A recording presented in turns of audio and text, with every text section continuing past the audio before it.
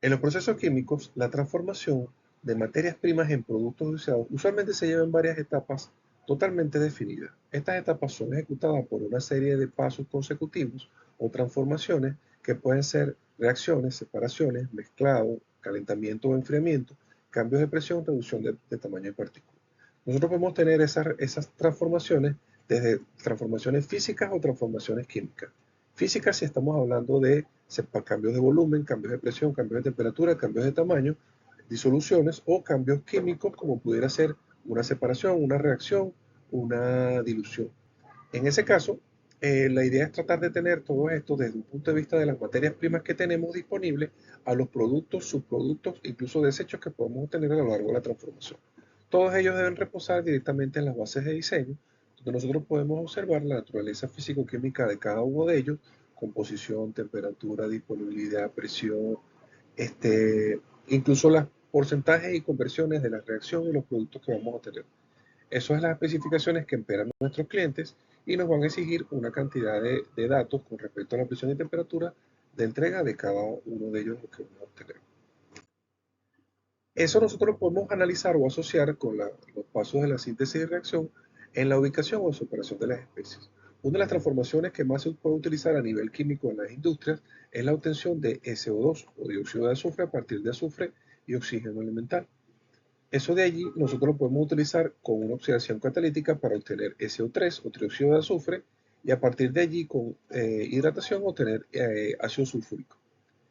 Este proceso se lleva fácilmente a través de una oxidación del azufre obtenido de las refinerías con un quemador de azufre. Ese azufre obtiene el oxígeno del aire y se pasa a la producción de dióxido de azufre. Pero por supuesto, la localización de las especies nos indica que el oxígeno del aire no viene solo, viene con nitrógeno. Entonces, posterior al quemado y a la obtención del dióxido de azufre, tenemos que hacer una separación de los moles de nitrógeno.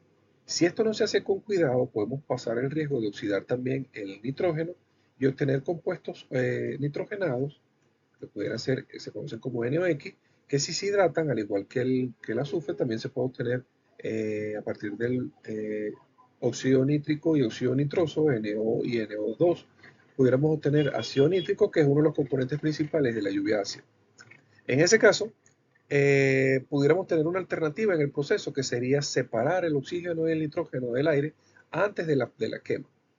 Si nosotros hiciéramos esto, separaríamos fácilmente el nitrógeno para blanketing o para protección de los equipos en atmósferas controladas y luego pasaríamos al quemado simplemente con el oxígeno solo y obtendríamos un SO2 libre de esto. El problema de esto es que si comparamos esta separación con esta separación de aquí es criogénica y esta no.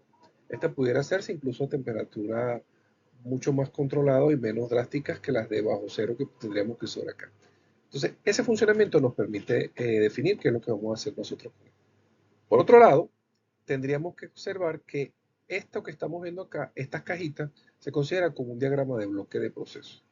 Este diagrama de bloque de procesos es una manera de especificar, sin entrar en tanto detalle, lo que ocurre desde la entrada de los componentes hasta el producto que nosotros podemos tener. Puede ir desde un ejemplo tan sencillo como esto a un ejemplo donde nosotros podemos tener un diagrama completo. En este caso ya no solamente tenemos un diagrama de unidades, sino que tenemos toda una planta completa. Lo bueno de hacerlo, el diagrama de bloques por planta, que también tendría las mismas iniciales de BP,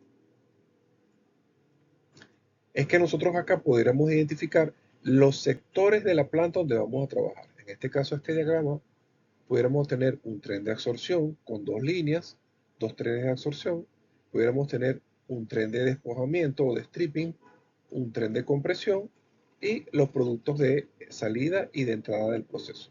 Entonces, con eso, más las condiciones de balance, pudiéramos tener un balance global de lo que está ocurriendo en el proceso.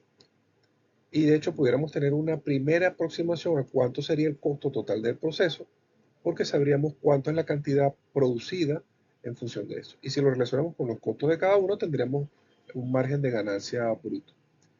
También podemos identificar con esto qué es el límite de batería de cada uno de los procesos y saber hasta dónde llega la responsabilidad del proveedor, de nosotros como productores, y qué es lo que nosotros debemos entregarles a los clientes en el punto de control de salida del proceso.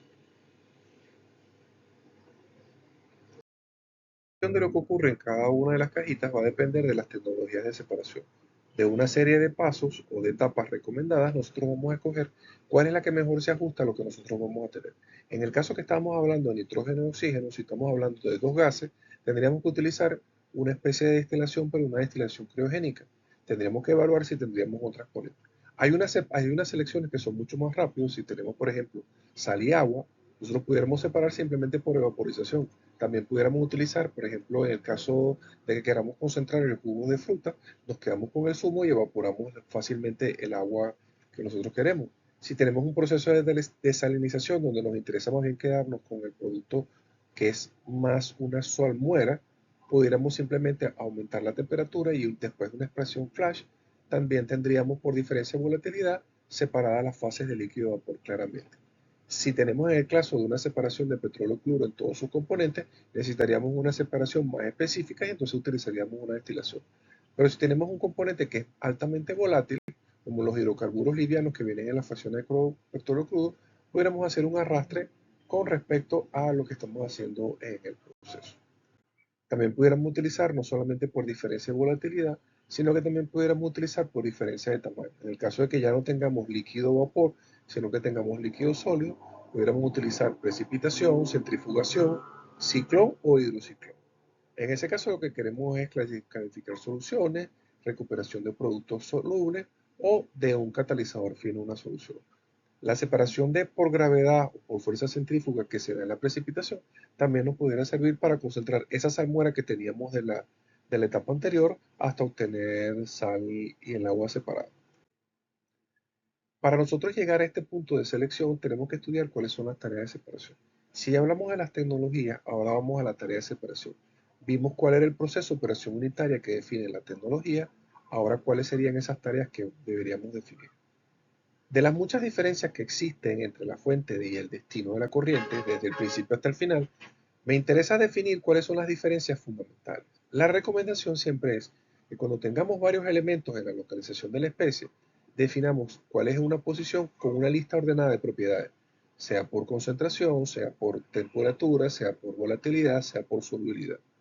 Veamos cuáles son las condiciones en las cuales se asemejan más, las condiciones y temperaturas a las cuales vamos a formar la separación de esas diferencias, las condiciones en las cuales entran y salen de cada uno, la tecnología disponible y la cantidad que van a ser separadas. En función de eso, nosotros podemos definir cómo nosotros vamos a lograr esa mejor separación de una forma mucho más específica.